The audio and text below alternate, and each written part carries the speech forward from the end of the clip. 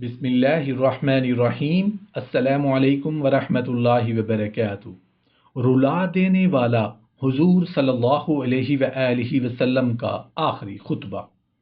حضرت بلال نے آذان کہی اور آذان کے بعد حسب دستور دروازہ پر حضور صلی اللہ علیہ وآلہ وسلم کے پاس حاضر ہوئے اور چوکھٹ پر کھڑے ہو کر عرض کیا، السلام علیکہ یا رسول اللہ۔ یہ بلال حاضر ہے، الصلاۃ والسلام علیکہ یا رسول اللہ، نماز کو تشریف لائیے، لوگ آپ کے منتظر ہیں۔ جب کچھ جواب نہ آیا تب بلال نے تھوڑی دیر کے بعد عرض کیا، السلام علیکہ یا رسول اللہ، الصلاۃ والسلام علیکہ یا رسول اللہ۔ پھر جواب نہ آیا کیونکہ نبی کریم صلی اللہ علیہ وآلہ وسلم بے ہوش تھے اور نبی کریم صلی اللہ علیہ وآلہ وسلم کو غشی لاحق تھی۔ تیسری مرتبہ حضرت بلال کی آواز نبی کریم صلی اللہ علیہ وآلہ وسلم کے کان میں آئی۔ بہت ہی نرم آواز سے فرمایا کہ اے بلال، تم ابو بکر سے نماز پڑھواؤ، میں اب نہیں آ سکتا، مجھ میں اتنی طاقت نہیں رہی۔ بلال نے جب یہ کلمہ سنا کہ میں اب نہیں آ سکتا، تم ابو بکر سے نماز پڑھواؤ، چیخ مار کر بے ساختہ روئے اور کہا کہ ہائے فریاد، اب تو امید ٹوٹ گئی، اب کس طرح میرے نبی صلی اللہ علیہ وآلہ وسلم اچھے ہوں گے۔ ہائے، اب بلال کی کمر ٹوٹ گئی، میری ماں نے مجھے نہ جنا ہوتا تو یہ دن میں نے نہ دیکھا ہوتا۔ جاتے تھے مسجد کی طرف، دیوانوں کی طرح بازار کی طرف نکل گئے، بازار میں روتے جاتے تھے اور ایک ایک سے سوال کرتے ہیں، کیوں جی، کیا اب رسول اللہ صلی اللہ علیہ وآلہ وسلم اچھے نہیں ہوں گے؟ کیا اب آپ کی جگہ دوسرا نماز پڑھائے گا؟ کیا اب حضرت صلی اللہ علیہ وآلہ وسلم گھر سے باہر نہیں آئیں گے؟ پھر روتے ہوئے مسجد میں آئے، اے ابو بکر، حضرت محمد صلی اللہ علیہ وآلہ وسلم یوں فرماتے ہیں کہ میں اب نہیں آؤں گا، ابو بکر نماز پڑھائیں۔ بڑی مشکل سے ابو بکر مصلی کے پاس گئے، بلال نے تکبیر پڑھی۔ جس وقت بلال نے اشہد ان محمد الرسول اللہ کہا اور ابو بکر رضی اللہ عنہ نے اور تمام صحابیوں نے مصلی پر جناب محمد الرسول اللہ صلی اللہ علیہ وآلہ وسلم کو نہ دیکھا، مصلی خالی پا کر ابو بکر چیخ مار کر رونے لگے۔ ادھر صحابہ زمین پر سر دھننے لگے۔ جب ان کے رونے کا مسجد میں غل مچا، اس غل سے آپ صلی اللہ علیہ وآلہ وسلم کو ہوش آیا۔ فرمایا کہ اے فاطمہ، یہ کیسا رونا ہے اور کون روتا ہے؟ حضرت فاطمہ رضی اللہ عنہا نے کہا کہ انصار و مہاجرین، آپ کے اصحاب روتے ہیں۔ فرمایا کیوں روتے ہیں؟ عرض کیا آپ صلی اللہ علیہ وآلہ وسلم جو نماز کو تشریف نہیں لے گئے، مصلی خالی دیکھ کر ان کے ہوش و حواس جاتے رہے۔ آپ کی مفارقت میں روتے ہیں۔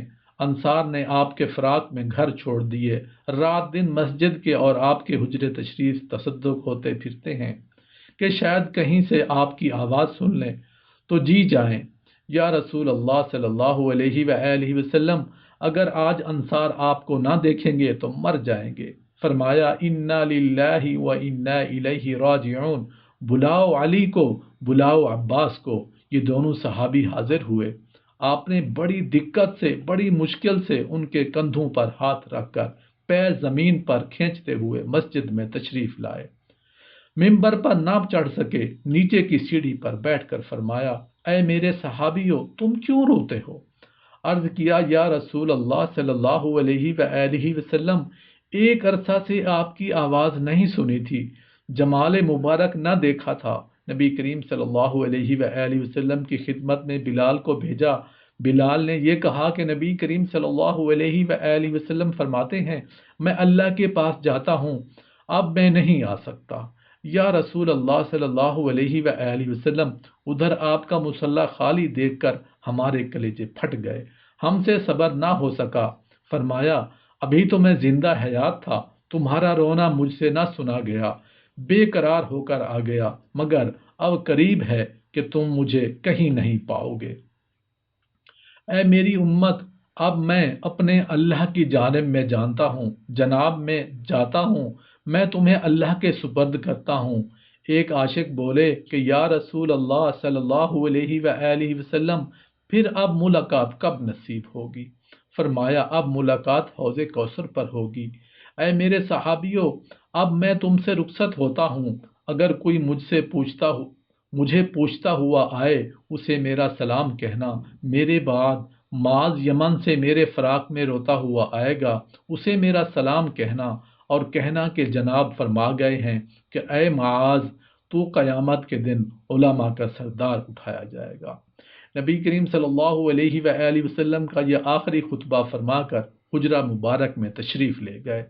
وہ دن اور آج کا دن پھر کبھی وہ آفتاب نبوت صلی اللہ علیہ وآلہ وسلم نظر نہ آیا۔ حضرت عباس رضی اللہ عنہ اور حضرت علی رضی اللہ عنہ سے کہا، اے علی، نبی کریم صلی اللہ علیہ وآلہ وسلم کا مزاج کیسا ہے؟ حضرت علی نے کہا، آج تو کچھ نبی کریم صلی اللہ علیہ وآلہ وسلم کا مزاج اچھا ہے۔ حضرت عباس نے فرمایا کہ اے علی، 2 روز کے بعد اگر تو چراغ لے کر بھی آپ صلی اللہ علیہ وآلہ وسلم کو ڈھونڈے گا تو کہیں نہیں پائے گا۔ آپ صلی اللہ علیہ وآلہ وسلم 2 روز کے بعد وفات فرما گئے۔ عبد المطلب کی اولاد کی موت کی نشانی خوب پہچانتا ہوں، آپ کے چہرہ سے موت کی علامات ظاہر ہو چکی ہیں، اب آپ کو اس مرض سے شفا نہیں ہوگی، اب آپ صلی اللہ علیہ وآلہ وسلم تندرست نہ ہوں گے۔